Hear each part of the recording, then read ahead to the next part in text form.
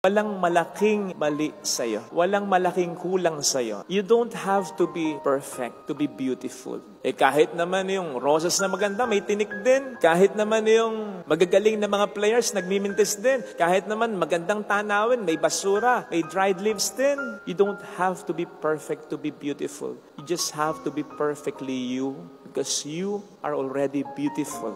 Yung mga kakulangan, kapintasan mo, bahagi yan ng kagandahan mo. Sapagkat minarapat ng Diyos na maging bahagi ito ng pagkatao. Again, no one is perfect. May mga kakulangan tayo. At yung kakulangan na yan, talagang dinesign ng Panginoon yan para kompletohin ka ng taong magmamahal sa iyo. Kung paanong kukompletohin mo rin ang kakulangan sa taong mamahalin mo. Pero hindi ibig sabihin, necessary dapat asawa mo. Tama namang iba yung pagmamahal ng isang asawa. Pero, kaya mo nasabi ang iba ang pagmamahal ng isang asawa, iba rin ang pagmamahal ng isang ina, ng isang ama, ng isang kapatid, ng isang kaibigan. Basta ang mahalaga, may mahalin ka at sa'yo ay may magmahal talaga. Na sigurado namang meron, naniwala ka.